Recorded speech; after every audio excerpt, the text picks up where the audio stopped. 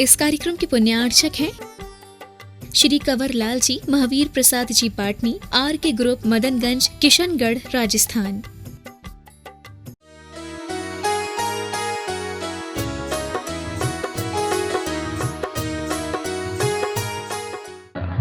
इसलिए लोग सुखी रहते हैं। सर्वदा माने हाँ, हमेशा, ऑल टाइम।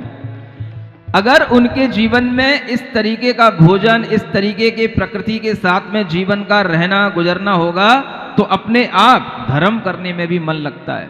बड़े बड़े जिनालय हैं, रत्नों के वहाँ पर जिन बिंब हैं, और सब नगर के नर नारी बड़े उत्साह के साथ में सज धज करके, आभूषण पहन करके ही मंदिरों में जाते हैं। सुन रहे हो?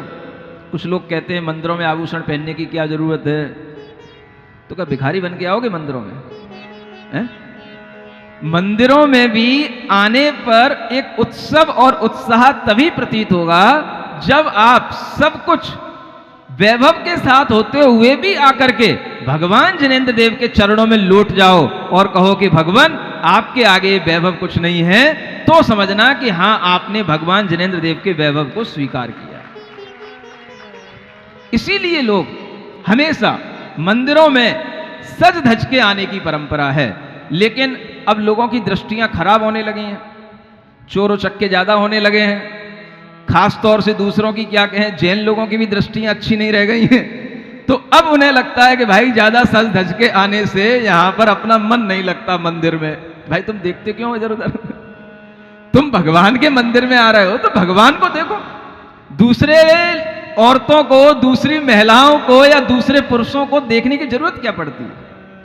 पहले के लोग सब अपने आप में इतने सुंदर हुआ करते थे, अपने आप में इतने संतुष्ट हुआ करते थे कि सब लोग अपने सुंदरता के साथ में, अपने वैभव के साथ में आते थे। कोई किसी को ऐसे नहीं देखता था जैसे आजकल के लोग देखा करते हैं। समझ आ रहा है? बड़ी मुश्किल होती है। एक तरफ लोग कहते हैं कि मंदिर में आओ, और कहते हैं अगर मंदिर में आओ तो कैसे आओ? तो भैया वैभव के साथ आओ, और वैभव के साथ आओ तो दूसरों की आंखों में वो वैभव खटकता है। एक तो बाहर से आओ, चोरों चक्कों से बच के आओ, और अपने मंदिर में आओ तो उन्हें दिखता है भैया इनकी लड़की बड़ी अच्छी है, अपने लड़के से विवाह देनी चाहिए। ये सब औरतें ही देखने बैठती रहती है, वो लड़का बड़ा अच्छा है। अगर इस तरीके की दृष्टि मंदिर में रहेगी तो फिर तुम्हारा मंदिर आने का कोई मतलब नहीं होगा। समझ आ रहा है? इसीलिए सुख नहीं मिलता, मंदिर आने पर दर्शन का, पूजन का कोई लाभ नहीं मिलता।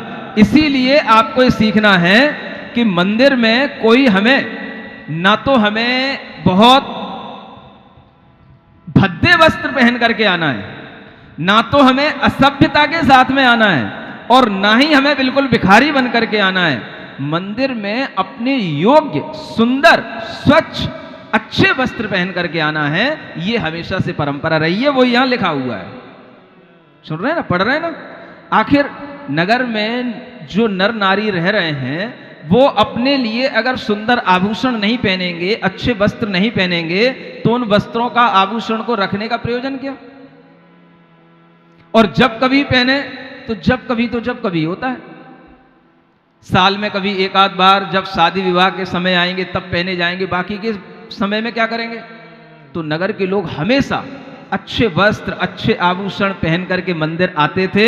इस परंपरा में कहीं कोई तरह का, किसी भी तरीके का कोई भी धर्म विरुद्धता नहीं है। लेकिन ये परंपरा तब अच्छी है जब हमारे मन अच्छे हों। आज तो लोगों के मन इतने खराब हो गए कि बस वो यही देखते हैं कि कौन मंदिर आया, कौन नहीं आया, कौन आया तो क्या पहन करके आया, कल क्या पहन के आया था, आज क्या पहन करके आया, यही सब गणित लगाते रहते हैं। जब इतने ठलुआ लोग होंगे और इतने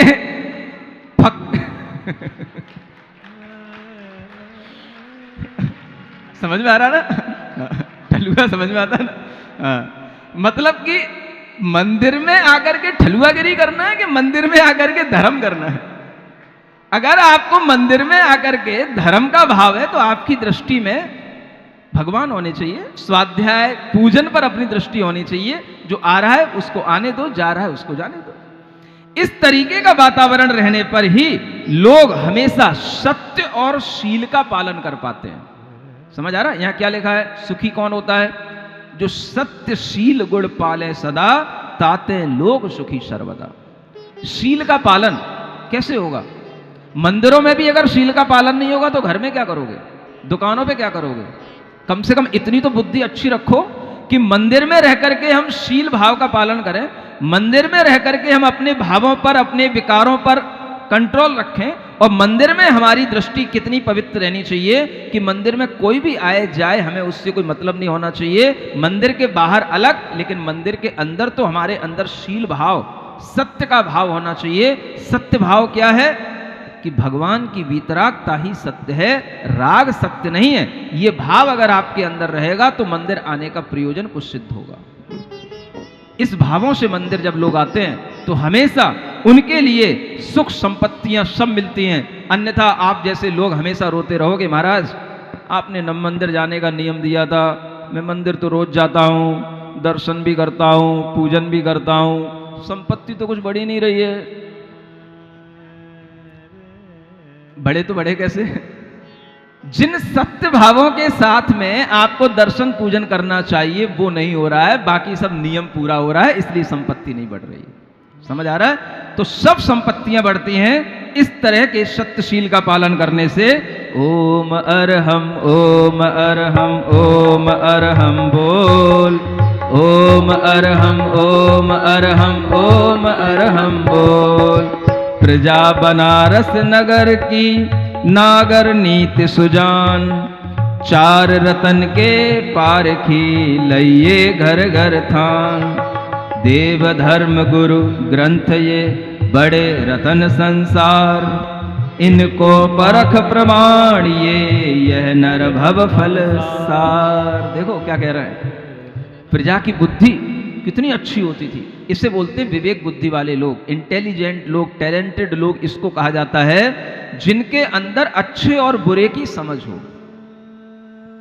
हमें तो यही समझ नहीं रहती है कि हम कब अच्छा करते करते बुरा कर जाते हैं। आज एक बच्ची कह रही थी, महाराज ऑनलाइन क्लासें चलती हैं, मोबाइल पे क्लास पढ़नी पड़ती, देखनी पड़ती, और कोई भी मोबाइल पे क्लास देखते देखते, गूगल पे चलते चलते यूट्यूब पे पहुंच जाते हैं और कुछ का कुछ सर्च करने लग, कुछ का कुछ देखने लग जाते हैं। समझ आ रहा है? अब क्या करें? आपको अच्छे और बुरे की परख होनी चाहिए। जितना आप अच्छे और बुरे की परख रखेंगे उतना ही आप विवेकी कहलाएंगे, उतना ही आप अपने माइंड पे कंट्रोल कर पाएंगे, और उतना ही आप अपने लक्ष्य को प्राप्त कर पाएंगे।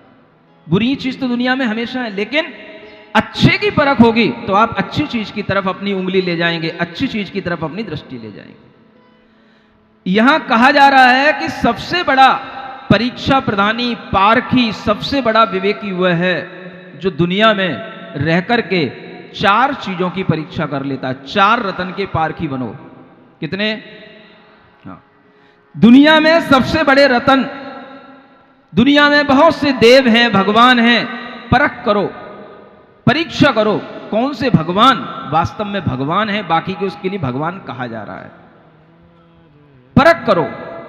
अगर पारखी दृष्टि नहीं होगी तो आपकी दृष्टि कुछ भी नहीं है। पारखी होने का मतलब ही है कि सही और गलत के बीच का अंतर कर लेना अपनी बुद्धि में, और ये चार चीजों में अंतर कर लेना चाहिए तो आपकी जिंदगी पार लग जाएगी। कौन सी चार चीजों का अंतर? भगवान तो सब भगवान होते हैं, मंदिर तो सभी मंदिर होते हैं, भगवान में क्या छोटा बड़ा करना, भगवान में क्या ऊंच नीच करना, ऐसे हमें आके ज्ञान देते लोग। समझ आ रहा है? जब आपके अंदर यही पता नहीं है कि भगवान सभी भगवान होते हैं तो भगवान भी भगवान है कि नहीं, कि भगवान के नाम पर वे भगवान बन के पूज रहे हैं केवल, वो आपको अपनी पारखी दृष्टि से देखना पड़ेगा। वो परीक्षा, आपकी कसौटी आपके पास होनी चाहिए, और चार चीजों की परीक्षा हमेशा रखनी चाहिए। जगत में भगवान किसे कहते हैं, देव किसे कहते हैं, सच्चा भगवान कौन होता है? सच्चा और झूठ हमेशा संसार में रहता है। आपके अंदर अगर परख करने की शक्ति नहीं है तो इसका मतलब है आपके अंदर विवेक नहीं है, बस आप काम चला रहे हो। तो भगवान की परीक्षा करो पहले, पारखी दृष्टि से देव को परखो।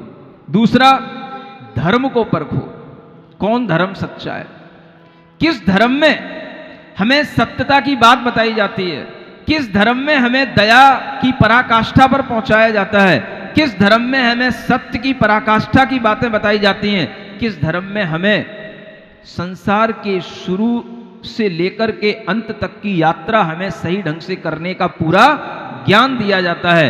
ये आप धर्म की परख करो, गुरु की परख करो। तीसरा रतन कौन सा? गुरु।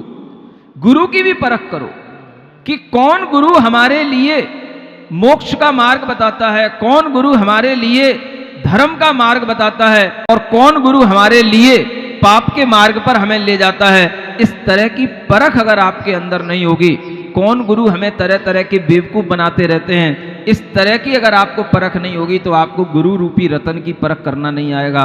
फिर आपके लिए गंगा गए तो गंगा दास और जमुना गए तो गंगा और जमुना सब आपकी यूपी में है ही है। समझ आ रहा है ना? तो बस परख करोगे तभी पता पड़ेगा कि गंगा गंगा है, जमुना जमुना है। गंगा और जमुना कभी एक नहीं हो सकती। समझ में आ रहा है? इसी का नाम है सरस्वती। जहां आपके अंदर सरस्वती होगी, बुद्धि होगी, विवेक होगा, तो वहीं पर आपको ये पता होगा गंगा का नाम गंगा है और जमुना का नाम जमुना है। समझ आ रहा है? अगर सरस्वती नहीं है तो आपके लिए गंगा जमुना सब बराबर है। समझ आ रहा है? कोई से बाबा हो, कोई से गुरु हो, सब आपके लिए बराबर है। बस जिनसे अपना काम बने वो अपने गुरु, बाकी के क्या मतलब है अपने को। ऐसी पारखी दृष्टि अगर होगी तो आप कभी भी कुछ नहीं कर पाओगे। सही और गलत की पहचान 4 चीजों में हमेशा रखना: देव, धर्म, गुरु और ग्रंथ। ग्रंथ माने शास्त्र। शास्त्र भी तरह तरह के दुनिया में होते हैं। कौन से शास्त्र पढ़ने योग्य हैं, कौन से प्रामाणिक हैं, कौन से अप्रामाणिक हैं, इस तरह की पारखी दृष्टि भी आपके अंदर होगी तो ये 4 रतन के पारखी, पहले तो लिखा है इसमें घर घर में होते थे, आज तो ढूंढने से नहीं मिलते। समझ आ रहा है? इसी को बोलते हैं इतनी अवनति हो गई है बुद्धि की कि आज कोई पारखी नहीं मिलते हैं। बस जिससे अपना स्वार्थ सदे ऐसे लोग मिलते हैं। ऐसी स्थिति अगर रहती है तो वहां पर धर्म नहीं होता, सुख शांति कुछ भी नहीं होती। जिनकी जाने परख ते जगलोचनवान, जिनको यह सुधि ना परो ते नर अंध अजान। देखो क्या कहते हैं, वे नर भी अंधे हैं जिनके लिए इन 4 चीजों की परख नहीं है, और जिनके लिए लोचन मिले हैं लेकिन फिर भी इन्होंने ऐसी 4 चीजों की परख नहीं कर पाई। आंखें मिली, नेत्र मिले, लेकिन फिर भी 4 चीजें नहीं परख पाई तो उन्हें अंधा कहा जा रहा है। सुन रहे हो बच्चे? समझ में आ रहा है ना? क्या कर रहे हो आपस में? किसका आनंद ले रहे हो? इसी कथा का आनंद लेना है, और कुछ तो नहीं कर रहे हो? हाँ, मैं सब देख रहा हूं। लोचनहीन पुरुष को अंध न कहिए भूल, उर्लोचन जिनके मुदे ते आधे निर्मूल। यहां कहा जा रहा है अगर किसी की आंखें नहीं भी हो, कोई अंधे भी हो, तो उन्हें अंधे मत कहना। अंधे उनको कहना जिनके भीतर किसी तरह की कोई श्रद्धा नहीं, कोई विवेक नहीं। और जो अंधे होकर के भी जिनके अंदर इस तरह की श्रद्धा हो, विवेक हो, तो उन्हें लोचनवान समझना। ये आपकी भीतरी दृष्टि कहलाएगी, ये आपके अंदर विवेक दृष्टि कहलाएगी। इह विधि नगर बसे बहु भाय, सब शोभा वर्णी नहीं। अश्वसेन भूपति बड़ भाग, राज करे तहाँ काशिप गोत्र जगत पर शंस। वंश इक्ष्वाक विमल सरहंस, तेजवंत दृढ़पति ज्योत में, प्रभुता देखि सचिपत छिपे। कलप तरोवर समदातार, रतिपति लाज रूप निहार। नयनायर समति गंभीर, पर्वत राज बराबर धीर। सोम समान सबय सुखदाय, कीरत किरण रही जग छाय। दीन ज्ञान संयुगत सुजान, परम विवेकी गया निधान। जिन पद भक्ति धर्म धनवास, गुरु सेवा रति नीत निवास। कला चातुरी बुद्धि विज्ञान, विद्या विनय संपदा दान। क्या कहा जा रहा है? उसी बनारस नगरी में। किस नगरी का वर्णन हो रहा है? बनारस, है ना? बनारस से तो परिचित हो? हाँ, मोदी ने भी बनारस से ही सब कुछ प्राप्त किया। बनारस नगरी जहां पर कि एक राजा रह रहे हैं जिनका नाम है, क्या है? बोलो, पढ़ लियो तो। अश्वसेन, है ना? और वह अश्वसेन राजा काश्यप गोत्र के माने जाते हैं। कौन सा गोत्र? हाँ। और वह वंश जो है वो इक्ष्वाकु वंश है, जो भगवान आदिनाथ का चला आ रहा है। और वहीं पर उस गोत्र में, उसी वंश में रहने वाले हुए राजा, उनकी रानी जिनका नाम आगे आने वाला है, और वह राजा के यहाँ का गुणों पर वर्णन किया जा रहा है कि वह राजा हमेशा जिनेंद्र भगवान की भक्ति में लीन रहने वाले थे, गुरु की सेवा करने वाले थे, नीति और न्याय से चलने वाले थे, सब तरह की कला, चातुर्य और बुद्धि के वो निधान थे, खजाने थे। ऐसे वह राजा के यहाँ पर अगर राजा है तो उनकी एक रानी भी होगी। रानी का नाम क्या था? अभी आया कहाँ? आगे आने वाला दूसरी नाम में। आज ये नाम पढ़ के फिर आगे की बात करेंगे। सकल सार गुण मानिक कोश, उभय पक्ष निर्मल निर्दोष। जिन सूरज उदया चल राय, तिस महिमा वर्णि किन जाय। वामा देवी नाम पवित्र, तिनके घर रानी शुभ चित्त। निरुपम रावण सब गुण भरी, रूप जलधि बेलावतरी। नख सिक सहज सुहागिनी नार, तीन लोक तिय तिलक सिंगार।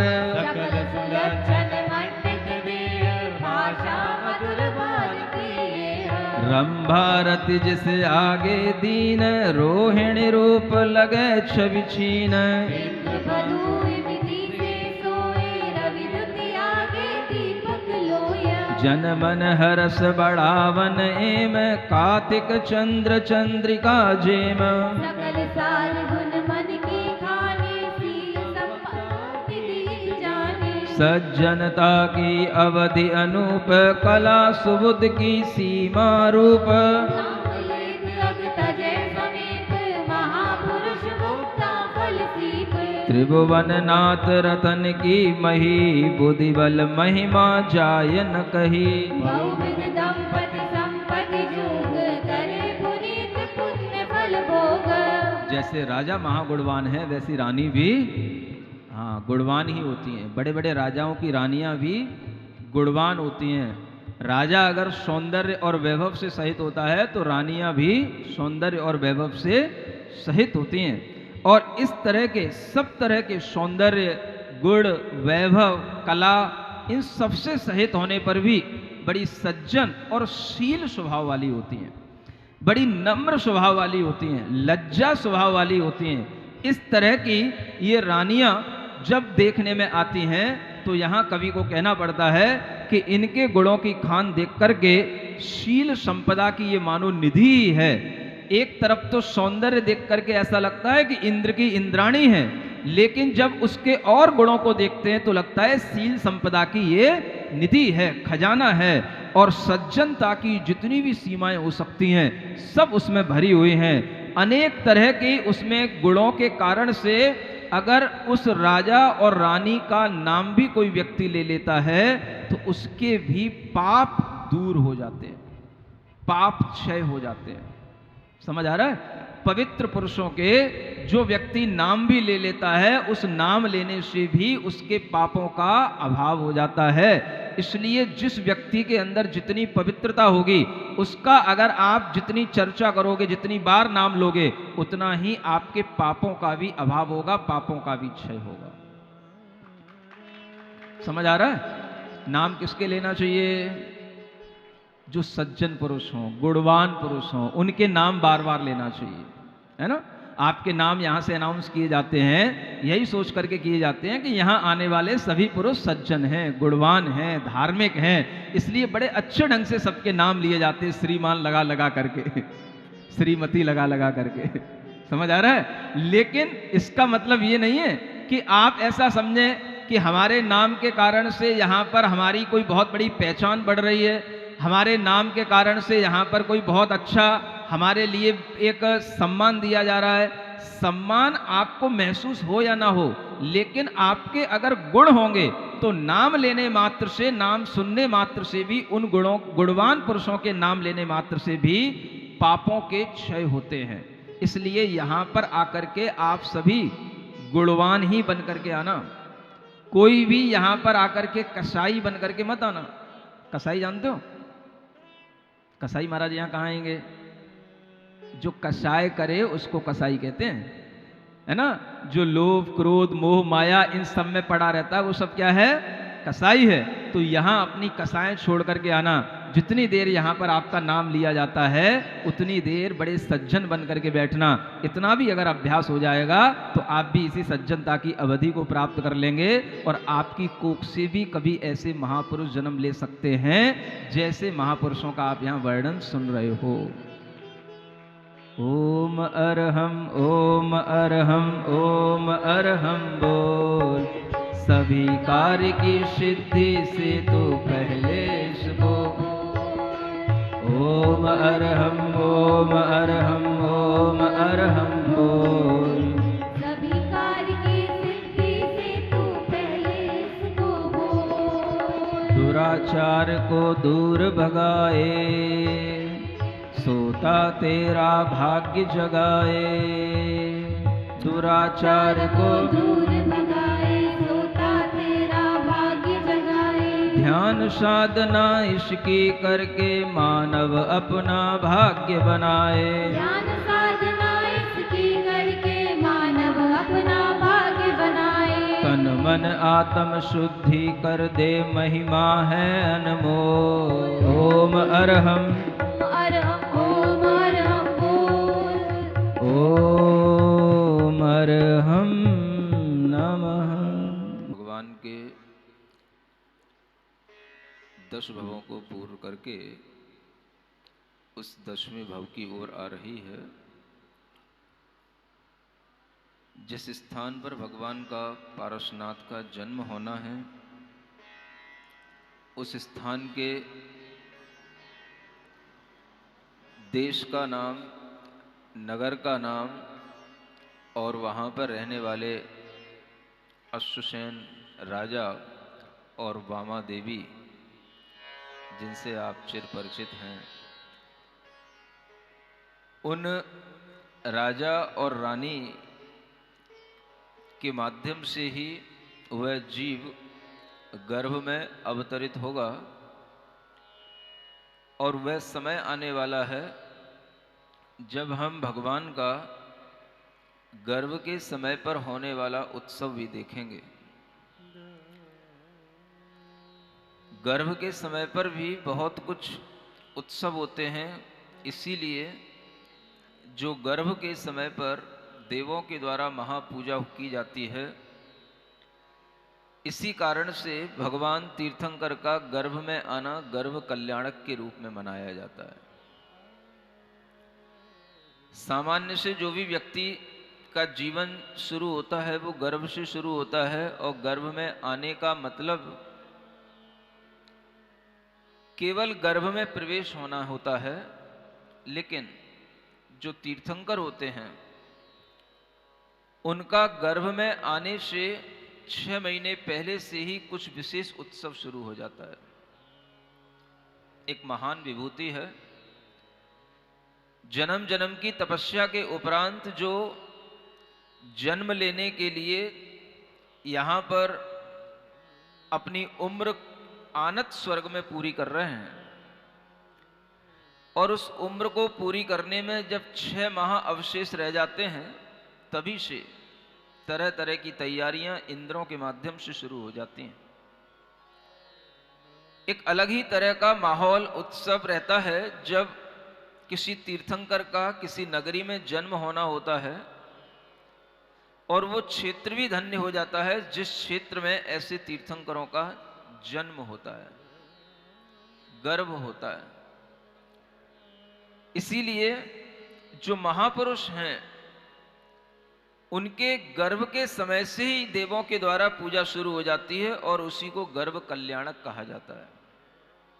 आप जानते हैं कि तीर्थंकरों के लिए ही यह कल्याणक शब्द का प्रयोग होता है, और कल्याण करने वाले और कल्याण कराने वाले, स्वयं अपना भी कल्याण करते हैं और दूसरों का भी कल्याण कराते हैं। इस तरह की जिनके अंदर शक्ति और सामर्थ्य होती है, उन्हीं की देव लोग, इंद्र लोग आकर के विशेष पूजा किया करते हैं। उसी को हम कल्याणक के रूप से जानते हैं।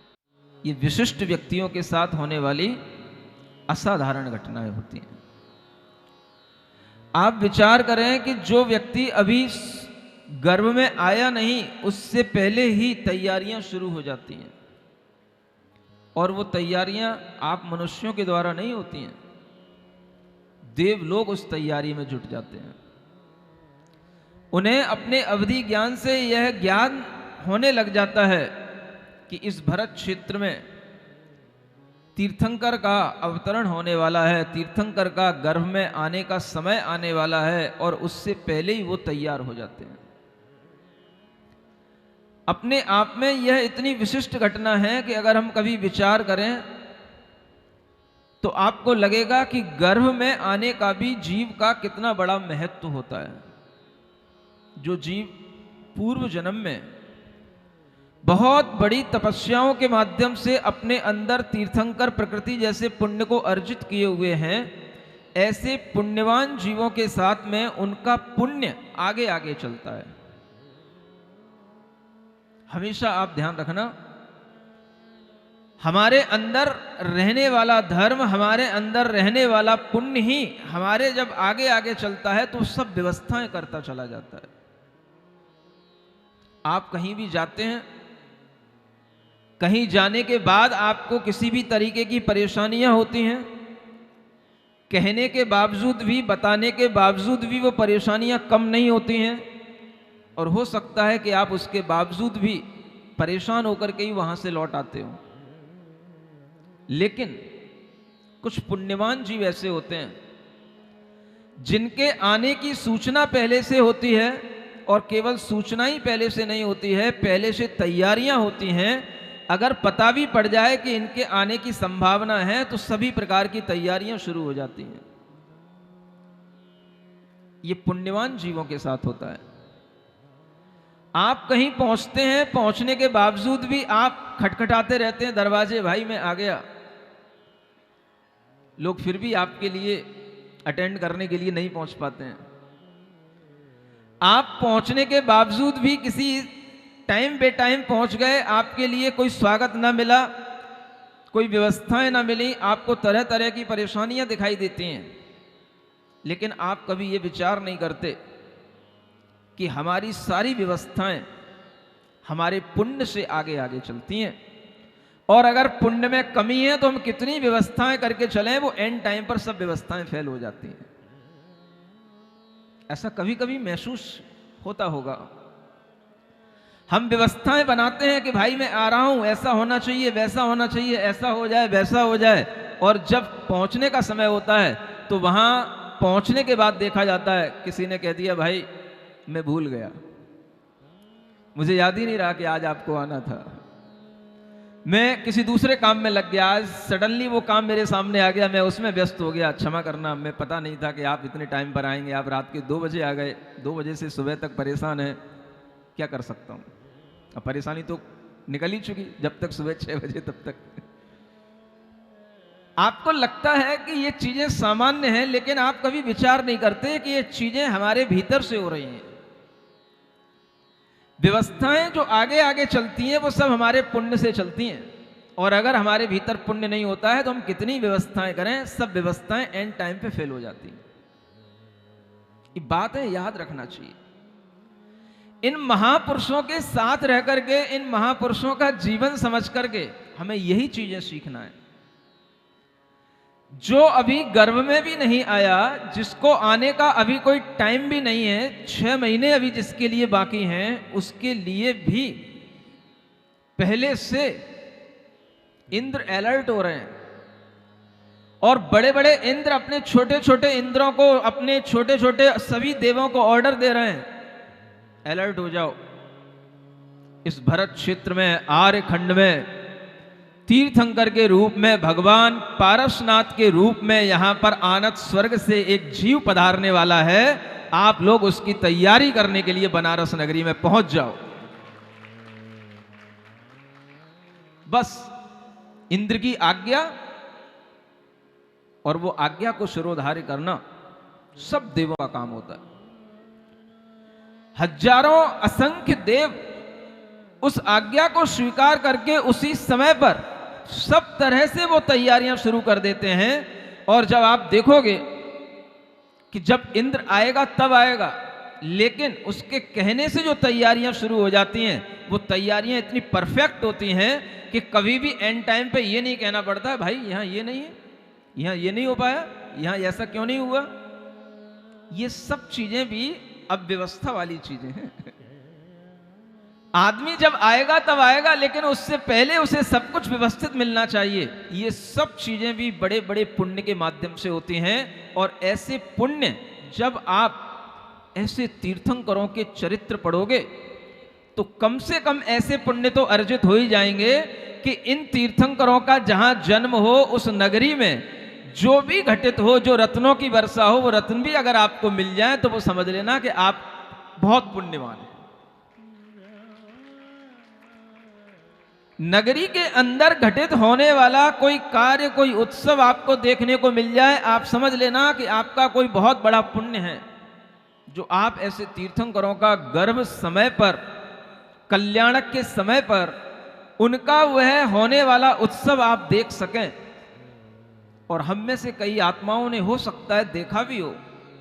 समय चला जाता है, जन्म से जन्मांतर होने के बाद में सब कुछ बदल जाता है, लेकिन हमारा पुण्य जिस समय पर होता है उस समय पर हम उस पुण्य को अपना फल देकर के निकल जाने देते हैं, उस पुण्य को भोग लेते हैं। लेकिन हमें उससे कुछ घटित हुआ हो कोई जरूरी नहीं है, क्योंकि जो घटित हो रहा है हम वहां पर ध्यान नहीं देते हैं। हमारी स्थिति वही होती है कि भाई कहां पर क्या बट रहा है, कहां पर क्या मिल रहा है। आम जनता का भाव क्या होता है, कोई उत्सव हो रहा है, लोग सुन रहे हैं, पारस कथा हो रही है, बहुत सारे अजैन लोग भी पूछते हैं पारस कथा हो रही है। उन्हें मतलब इस बात से रहता है कि हम अगर पारस कथा का उत्सव देख रहे हैं तो यहां से जाने वाले लोग कितना हमारा सामान खरीद रहे हैं, कितना हमको लाभ मिल रहा है, कितना हमारे लिए इन लोगों से लाभ प्राप्त हो रहा है, इससे उनको जानकारी मिलती है कि हाँ कहीं कुछ उत्सव हो रहा है। सामान्य व्यक्तियों के लिए कई बार ऐसा हो जाता है कि वह उस स्थान पर होते हैं, लेकिन होते हुए भी सामान बटोरने में रह जाते हैं। कितने ही बच्चे, कितने ही बड़े लोग कई बार ऐसे उत्सवों में आते हैं और केवल जहां खाने पीने की सुविधाएं होती हैं बस वहीं पर भीड़ लगाते हैं और खा पी करके चले जाते हैं। होता है कि नहीं होता है? ये तो पता था कि हाँ कुछ हुआ, कुछ उत्सव हुआ, लेकिन उसके भीतर नहीं घुसे। किस लिए हुआ, किसके निमित्त से हुआ? हाँ हुआ होगा, कुछ हुआ है, बड़ा हुआ है।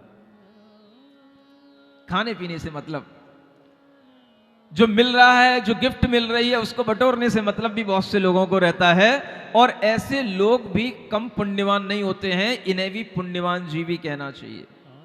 जो लोग कम से कम वहां पहुंच करके कुछ तो उस उत्सव में अपनी भागीदारी रखते हैं और उस उत्सव में पहुंचने के बाद चलो कुछ नहीं, उस उत्सव के निमित्त से जो बना है वही तो खा रहे हैं, वही तो बटोर रहे हैं। तो ये भी उन पुण्यवान जीवों को ही प्राप्त होता है। और इस तरह के पुण्य जब बढ़ते चले जाते हैं तब हमें और उन तीर्थंकरों के निकट आने का सौभाग्य मिलता है। इंद्र को इसीलिए पुण्यवान कहा जाता है क्योंकि इन तीर्थंकरों के गर्भ में आने से पहले, गर्भ में आने के बाद, जन्म होने के बाद सारा समागम अगर किसी को सबसे अधिकता में मिलता है तो इस इंद्र को मिलता है, जिसे सौधर्म में इंद्र कहा जाता है। इसलिए दुनिया में सबसे ज्यादा पुण्यवान जीव ये कहलाता है। आप पूछते रहते हो भाई सौधर्म इंद्र इतना पुण्यवान कैसे हो गया? इसलिए पुण्यवान हो गया। पुण्यवानों की संगति में रहने के लिए भी पुण्य चाहिए। क्या सुन रहे हो? अगर आपके पास में पुण्य नहीं है तो आप पुण्यवानों की संगति भी नहीं कर पाओगे। महापुरुषों की संगति करने के लिए भी आपके हृदय में ऐसे मनोभाव होने चाहिए, आपके विचार इतने उज्जवल होने चाहिए, आपके भीतर का पुण्य इतना तीव्र होना चाहिए कि आप उनके निकट बैठ सको, उनके देख सको, उनका सानिध्य ले सको, उनकी कोई बात सुन सको। ये भी पुण्य के ही योग से होता है। अदरवाइज कोरोना हो जाएगा तो सब ऑफलाइन बैठे बैठे ऑनलाइन बैठे बैठे देखते रहेंगे, ऑफलाइन कुछ नहीं होता है। समझ आ रहा है? कोरोना माने पाप का उदय, सामूहिक रूप से सबके पाप का उदय। ऐसे पाप का उदय कि अगर पुण्यवान जीव कहीं हैं भी हैं तो हम उनके दर्शन करने नहीं पहुंच सकते हैं। ऐसे पाप का उदय, ये सब पाप का उदय एक टाइम के लिए आया, अब छट रहा है। लोगों में अभी भी भय बैठा हुआ है, डर बैठा हुआ है, अभी भी लोग थोड़ा सा डरे हुए हैं। पढ़े लिखे बच्चे कुछ ज्यादा ही डरे हुए हैं। समझ आ रहा है? और इस तरीके के डर आपके अगर छूटेंगे तो तभी छूट सकते हैं जब आपको थोड़ा सा धर्म पर भी विश्वास हो, थोड़ा सा आप अपनी सुरक्षा के साथ में अपने पुण्य और धर्म को भी बढ़ाने की कोशिश करें। तो आपको ये महसूस होगा कि अगर हम अपनी सुरक्षा के साथ में धर्म को भी प्राप्त होते हैं, धर्म को भी ग्रहण करते हैं, पुण्य की बातें सुनते हैं, पुण्य कथाओं का जहां पर वाचन होता है वहां पर श्रवण करने के लिए पहुंचते हैं, तो हमारी इम्यूनिटी अपने आप कई गुना बढ़ जाती है। क्योंकि इम्यूनिटी केवल बॉडी से नहीं बढ़ती है, माइंड में आने वाले थॉट्स की स्ट्रांगनेस से इम्यूनिटी बढ़ती है। सुन रहे हो क्या बोल दिया मैंने? हाँ, जिसके लिए कोई इंजेक्शन नहीं है, रेमडेसिविर, ये कोई काम नहीं करेंगे तुम्हारी इम्यूनिटी बढ़ाने के लिए या तुम्हें कोरोना से मिटाने के लिए। ये सब खोखले खेल हैं, कुछ नहीं है। इम्यूनिटी बढ़ती है आदमी के दिमाग से, उसके विचारों की स्ट्रांगनेस से, उसका धर्म पर विश्वास होने से, आत्मविश्वास से। और ये सब इम्यूनिटी बढ़ाने का काम इसी तरह की सभाओं और प्रवचनों और उपदेशों के माध्यम से साधु लोग हमेशा किया करते हैं। और जो इस सभा में बैठे होंगे उनकी इम्यूनिटी नियम से बढ़ेगी और वो हमेशा अपने आप को स्ट्रांग महसूस करेंगे। ये यहाँ के वातावरण का, यहाँ की पवित्रता का एक प्रभाव होता है।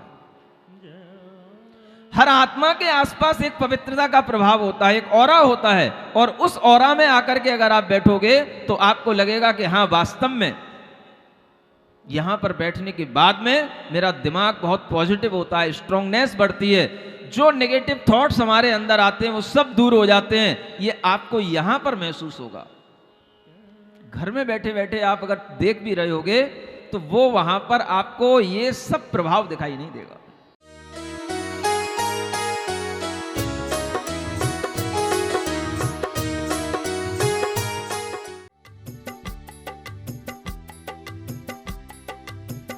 इस कार्यक्रम के पुण्यार्चक थे श्री कंवर लाल जी, महावीर प्रसाद जी पाटनी, आर के ग्रुप, मदनगंज, किशनगढ़, राजस्थान।